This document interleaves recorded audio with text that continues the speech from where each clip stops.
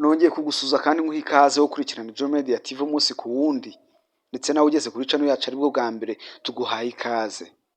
Ndagusaba ko ukanda subscribe ugakanda kuri ako kamenyetso k'inzogera kugira ngo tubane mu buzima bwacu bwa buri munsi, ujye ubona inkuru zacu ku gihe kuko wakanze subscribe. Ndagushimiye kubikoze. Uyu munsi tugiye kuvuga ku mateka y'icyamamare mwakunze muri benshi, ndetse indirimbo ziwe n'ubu ngubu muracyazikunda. Dore ko ari umwe mu bahanzi bakomeye mu Rwanda batazibagirana kuko baririmbye indirimbo zabaye amahiti, zizaririmbwa iteka n'iteka, ndetse zigikoreshwa mu birori bitandukanye, ndetse n'uyu munsi agikomeje guhanga n'izindi ndirimbo. Uwo nguwo wamutekereje, uwo nguwo utekereje niwe tugiye kuvugaho. Amazina ye yiswe n'ababyeyi yitwa Ruhumuriza James, akaba yabonye izuba tariki ya mbere y'ukwa kane 1990. Yavukiye mu karere ka Nyarugenge, aho ni mu mujyi wa Kigali, aho benshi mwita Nyamirambo. Akaba ari mwene Consolasi na Isaac. Ni umwana wa gatandatu mu muryango w'abana 7. Mu bwana bwe King James yabyirutse yumva ko azaba umucuruzi ukomeye, cyangwa se azakora ibijyanye n'ubucuruzi, dore ko ariyo mpano yiyumvagamo, avuga ko ari byo bintu bizamuteza imbere. Ariko nk'abandi bana bose inzozi zagiye zihinduka, aza kwisanga mu buhanzi. Ku myaka 4 gusa King James yaje kwisanga muri korali y'Abadventiste w'umunsi wa 7, dore ko ariho yasengeraga kuva mu bwana bwiwe.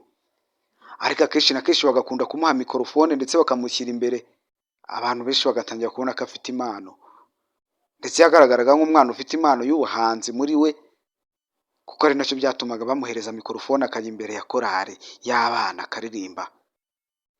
Mu mwaka wa 2006 nibwo King James yakoze indirimbo ye ya mbere, ayita Ni Wowe Nkunda. Indirimbo itaraje kumenyekana habe na gatoya, kuko mwebwe ntabwo mwigeze muyimenya. Ibyo byatumye anacika intege, kuko nta radiyo nimwegeze inyuraho ngo imenyekane. Byaranze nk'abandi bahanzi bose bagitangira. Amara igihe kinini yararetse kongera kuririmba, ndetse abona ko atari ibintu byiwe. Nyuma y'igihe gitari gitoya, hashize nk'imyaka isaga 2, nibwo yongeye kwandika, afata ikayi n'ikaramu arandika, yandika indirimbo ayita Kamunani. Ajya gushaka umuraperi muzi muri benshi, ndetse munakunda muri benshi, witwa Dani Nanone. Indirimbo bayijyamo, bajya muri studio barayikodinga, indirimbo iramenyekana. King James atangira kuba umusitari gutyo, atangira kujya ahura n'abantu basobanukiwe iby'umuziki ndetse bazi iby'indirimbo. Batangira kumubwira ko King James ari umuntu ufite impano idasanzwe, ndetse abifashe nk'akazi, cyangwa se akabikora nk'ibintu byo kudacika intege, akabikora nk'umwuga byazamubyarira inyungu mu gihe kizaza. King James byatumye akomeza kugenda yiyongeramo akanyabugabo, ndetse yumva afite ubuhanzi muri we koko, ntiyacika intege.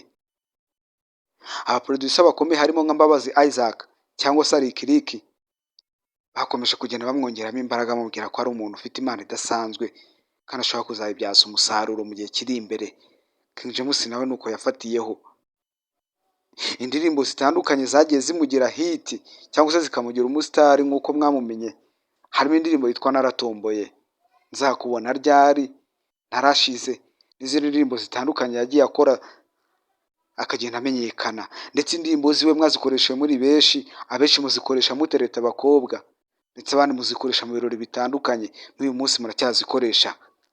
King James ni umwe mu bahanzi kandi batwaye ibihembo bitandukanye hano mu Rwanda, harimo ibya Salax Award, ndetse n'igihembo cyari gikomeye hano mu Rwanda cya Primus Guma Guma Superstar. Akaba yaragitwaye nk'umwe mu bahanzi bahigaga abandi muri icyo gihe. Icyo kikaba ari igihembo cyategurwaga na kampani cyangwa se n'uruganda rwenga inzoga rwa Bralirwa rukorera hano mu Rwanda. King James kandi ubu tuvugana yakomeje kuba ari umwe mu bahanzi bakomeje kudacika intege, akaba yaragiye akuramo n'agafaranga gatubutse, dore ko no kumutumira mu birori byawe bitandukanye, iminota y'abaririmbi iyo ariyo yose, ntabwo ushobora kumutumira ngo aguce mu munsi y'amafaranga 500, uko byaba bimeze kose. King James akaba ari umwe mu bantu kandi bafite imiturirwa yabo hano mu Rwanda babikuye mu buhanzi, ndetse akaba afite ubucuruzi butandukanye bukomeye nk'uko nabikubwiye. Uruganda yigeze kuvugwaho afite rwa kawunga, yigeze kurushwana n'uwo bari baruteranyije bitewe n'uko atubahirije amasezerano bari bagiranye. Mu minsi ishize mwagiye mwumva amagambo yagiye avuga kuri social media, aho uwo bateranyije uruganda cyangwa se uwo bari bafatanyije uruganda yaje kwitabazana nyakubahwa Perezida wa Repubulika y'u Rwanda Paul Kagame, avuga ko uyu muhanzi Ruhumuriza James atubarije amasezerano bagiranye ku bijyanye n'urwo ruganda rwa kawunga bari bafitanye. King James kandi ni umwe mu bantu koko bafite amafaranga afatika, dore ko n'ubu ngubu akiyarya wenyine, dore ko yanze gushaka umugore. Iyo umubwiye ibijyanye n'umugore cyangwa se ukamubwira ibijyanye n'inshingano z'umugabo kugira ngo abe yashaka umugore, ubona atabirimo, ndetse nta n'igitekerezo cyabyo afite ku myaka yiwe iri hejuru ya 30 n'ingahe. King James aracyari umusore. Abakobwa benshi baramugerageje ngo barebe ikibazo yaba afite, ariko King James nta mukobwa n'umwe uramuvugaho ngo avuge ko yaba yaramutenda cyangwa se yaba yaramuterese cyangwa se yaba yaramutendetse akamubeshya. King James aracyari umusore nk'uko mbikubwiye, dore ko nta n'umukobwa n'umwe uraza ngo avuge ko bakundana cyangwa se bashwanye. Ni umwe mu bahanzi bakora ibintu byabo mu buryo bw'ibanga utapfa kumenya uko abikora, kandi akaba ari umwe mu bahanzi batuje utapfa kumenya nyine ibyabo ibyo ari byo, keretse nko kuba wabona ko indirimbo yayisohoye ukayibona akacurangwa cyangwa se akayishakira poromosiyo nk'abandi bose, ariko ntuzigera wumva aho avuga ku bijyanye n'umuryango we cyangwa se ku bijyanye no kuba yashaka umugore cyangwa se n'izindi nshingano zikomeye ziri kure y'ubuhanzi. Yitwa Ruhumuriza James. Ni umwe mu bahanzi mwakunze muri benshi, ndetse n'ubu ngubu mugikunda, dore ko indirimbo ziwe nk'uko nabikubwiye zitajya ziva kuri top. Mu birori bitandukanye King James ntushobora kumuburamo, cyangwa se ngo ujye mu bukwe utumvisha indirimbo ya King James. Yitwa Ruhumuriza James, umwe mu bahanzi b'abanyabwenge batuje, bize amashuri yabo cyangwa se bize amakaminuza, bakaba bafite n'amafaranga yabo kandi bakaba batuje. Amafaranga yabo bakuye mu muziki nyarwanda, dore ko yagiye yitabira ibitaramo bitandukanye nk'uko nakubwiye. Harimo ibitaramo yagiye yitabira muri Rwanda Day mu bihugu byo hanze yajyanye n'umukuru w'igihugu, ndetse n'ubwiwe akijyana akajya mu bitaramo bitandukanye, ndetse n'amahiti yagiye akora n'amakorabo atandukanye yagiye akora hano mu Rwanda ndetse no hanze. Indirimbo yagiye afatira mu Rwanda ndetse n'izo yagiye afatira mu bihugu byo hanze. Yitwa Ruhumuriza King James cyangwa se Ruhumuriza James. Ni umwe mu bahanzi kandi bavugaho umutima mwiza, dore ko aho atuye abaturage bamusingiza ndetse bamushimira buri munsi, kuko ntiyakunyuraho ushonje cyangwa wabwiriwe kagusiga uko wari umeze. Akenshi na kenshi abaturage batuye muri izo nce atuyemo bavuga ko akenshi na kenshi abamukikije bose nta n'umwe ujya wicwa n'inzara cyangwa se ngo agire ikibazo cy'ibyo kurya, kuko King James ni umwe mu bantu bagira umutima mwiza, bita ku bantu baturanye, akamenya neza ko abo baturanye bose bafite ibyo kurya cyangwa bameze neza.